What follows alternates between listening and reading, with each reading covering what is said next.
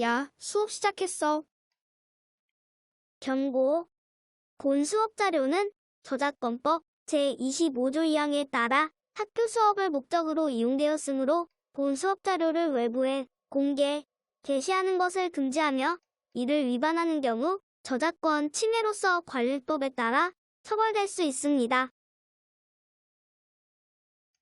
정학중 3학년 친구들 안녕하세요. 미술 시간입니다.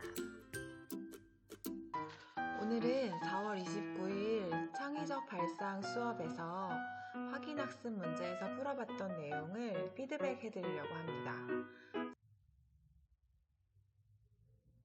다음 작품에 활용된 발상 방법을 보기에서 찾고 작품 전체에 미치는 효과를 자유롭게 써보는 문제였습니다.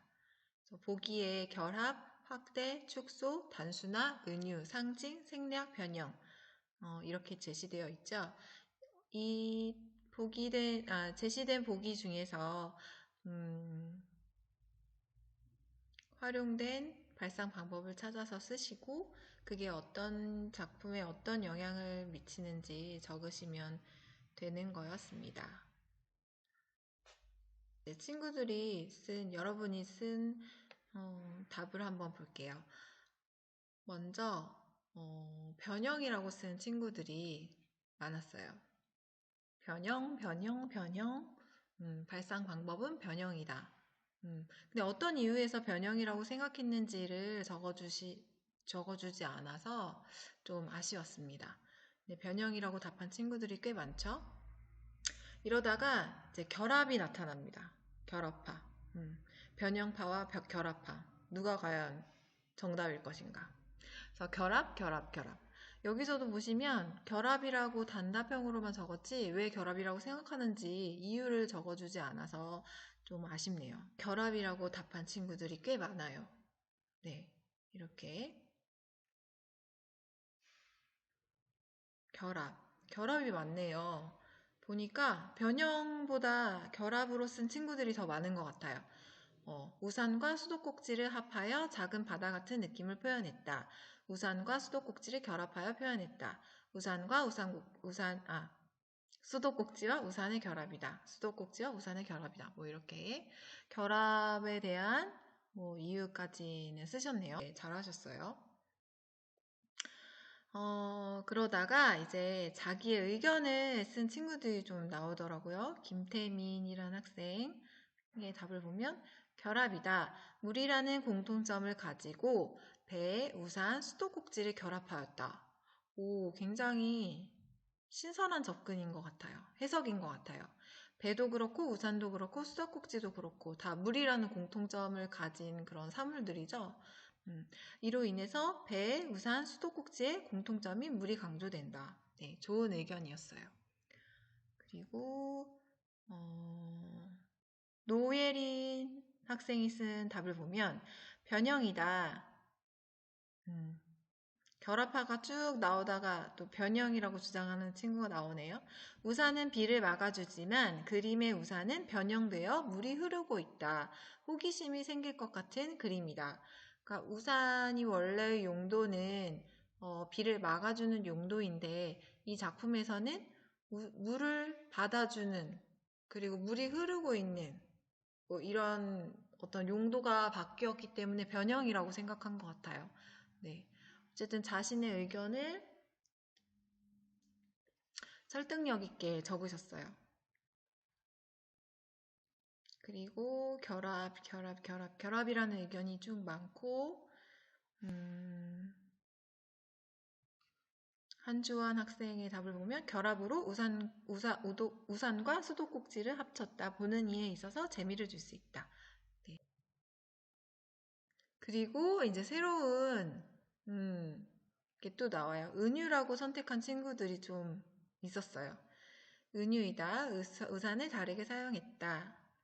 그리고 은유이다. 우산을 세면대로 표현했다. 은유이다. 우산을 다르게 활용해서이다. 은유이다. 왜냐하면 우산을 세면대로 표현했기 때문이다. 이런 이유로 은유라고 쓴 친구들이 있네요. 진도담 학생이 쓴 글을 볼까요? 답을 볼까요? 은유이다. 우산 손잡이를 수도꼭지로 표현했고 우산 안쪽으로 물이 고이게 한 것이 세면대를 떠올리게 한다. 물이 고여서 다 차지 못해 넘치는 걸 보아 물 낭비하지 말라는 경고를 하는 듯하다. 굉장히 훌륭합니다. 진도담 학생. 굉장히 길게 자기 의견을 이렇게 적어준 친구들도 많았어요.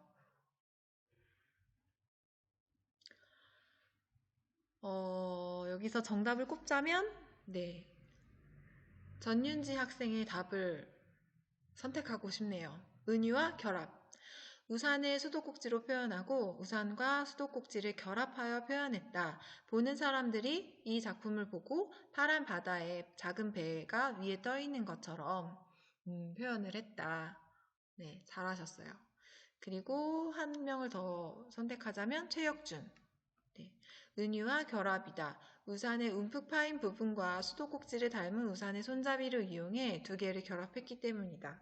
네, 잘 쓰셨어요. 사실 교사용 지도서에 보면 정답이 나와 있는데요. 정답은 결합과 은유라고 나와 있어요. 네, 문제에서 요구하는 답은 작가가 그러니까 이 작품을 제작한 사람이 어떤 의도를 가지고 표현했는지가 중요한 거잖아요. 작가의 의도가 정답이 될 수가 있겠죠. 이 학생은 우산 손잡이 모양이 수도꼭지를 연상시킨다는 점에서 착안해서 우산과 수도꼭지를 결합해서 표현을 했대요. 그러니까 당연히 정답은 은유와 결합이 되겠죠. 수도꼭지에서 흐르는 물이 우산에 가득 담겼다가 다시 흘러내리는 모습을 통해 돌고 도는 자연의 순환을 은유적으로 표현하였다. 그래서 이런 다양한 발상 방법을 통해서 어떤 효과를 누릴 수가 있냐면 보는 사람으로 하여금 참신하고 재미있는 그런 작품이 될 수가 있겠죠. 답을 적어준 188명의 학생들 모두 너무 잘하셨고요. 정답에 가까웠든 가깝지 않았던 어쨌든 자기의 의견을 생각하고 자기의 의견을 적어보는 것이 더 중요한 것 같아요. 자, 이렇게 창의적 발상 학습 확인 문제를 한번 살펴봤고요. 그 다음엔 5월 6일 자화상 수업 관련해서 문의사항이 들어온 내용이 있어요. 그것을 여러분과 공유하고 안내해 드리려고 합니다. 3학년 학생들 중에 유일하게 수업 관련해서 질문을 남긴 아주 훌륭한 학생입니다. 3학년 3반 박모 씨. 네, 익명으로 하겠습니다. 그만큼 수업을 관심 있게 잘 봤다는 뜻이겠죠? 먼저 자기 탐구 포트폴리오는 수행평가에 반영이 되나요? 라고 질문을 했어요.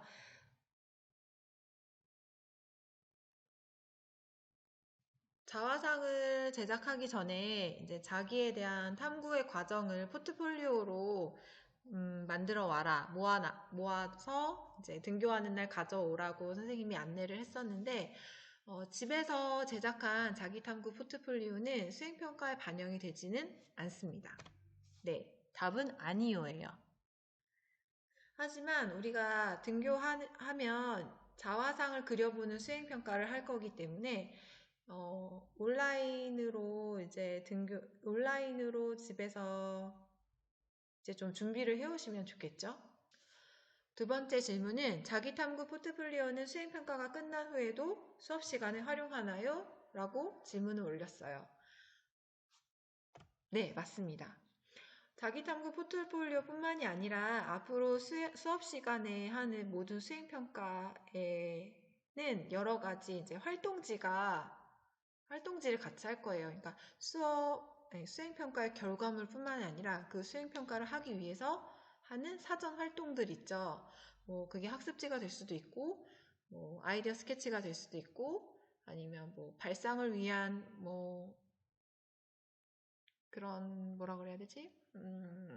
여러 가지 형태의 뭐 그런 프린트물이 될 수도 있고, 어쨌든 그런 것들을 다 모으셔가지고 나중에 학기 말에 자기 포트폴리오로 만들 거거든요. 그게 수행평가는 아니지만 어쨌든 계속 누적해서 개인이 관리하시면 됩니다. 그래서 노트에 모아놓으셔도 되고, 클리어 파일에 모으셔도 되고, 뭐 L 파일에 모으셔도 되고, 어쨌든 각자가 편한 방식으로 이런 자료들을 모아놓으시면 좋을 것 같아요. 다음 마지막 질문은 문자와 이미지를 다양하게 활용하라는 의미는 무엇인가요? 예를 들어서 마인드맵을 그린다. 그러면 나에 대한 마인드맵을 표현한다고 했을 때 문자로만 표현하는 것이 아니라 그림으로 표현할 수 있는 부분은 간단한 그림으로 나타내 보라는 의미입니다.